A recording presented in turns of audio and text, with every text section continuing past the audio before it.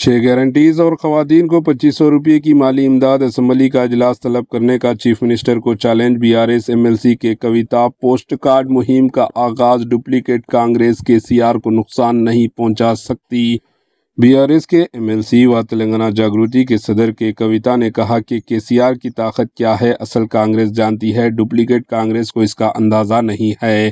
Assembly کا اجلاس طلب کرتے ہوئے 6 گارنٹیز اور خواتین سے کی گئی داغ بازی پر مباحثہ کرنے کا چیف منسٹر ریونت ریڈی کو چیلنج کیا کہ کویتا نے خواتین کے لیے 2500 روپے کی مالی امداد سے متعلق پوسٹ کارڈ مہم کا آغاز کیا۔ اس موقع پر خطاب کرتے ہوئے کویتا نے کہا کہ KCR نے علیحدہ ریاست تلنگانہ حاصل کرنے میں کامیابی حاصل کی، جس کی وجہ سے ریونت ریڈی آج چیف منسٹر بن پائے ہیں۔ تلنگانہ جاگرتی کی صدر کے کویتا نے کہا کہ تحریک کے ذریعے KCR نے کانگریس کی گردن موڑتے ہوئے تلنگانہ حاصل کیا ہے، لیکن چیف منسٹر ریونت ریڈی پڑوسی ریاست آندھرا پردیش کے چیف منسٹر چندرا بابو نائیڈو کو حیدرآباد طلب کرتے ہوئے بریانی کھلا کر دریائے گوداوری کا پانی تحفے میں پیش کر دیا ہے۔ انہوں نے کہا کہ سال 2016 میں پولاورم اور بنکاچرلا کا کوئی مسئلہ ہی نہیں تھا۔ جھوٹ بولنا ریونت ریڈی کی عادت بن چکی ہے۔ 6 گارنٹیز پر عمل کرنے میں کانگریس حکومت ناکام ہو چکی ہے۔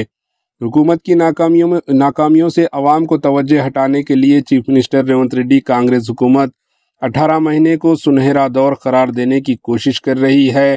اگر یہ ایک سنہرا دور ہے تو اس سے پہلے اسمبلی کا خصوصی اجلاس طلب کرتے ہوئے مباحث کرنے کا کویتا نے چیف منسٹر ریونت ریڈی سے مطالبہ کیا۔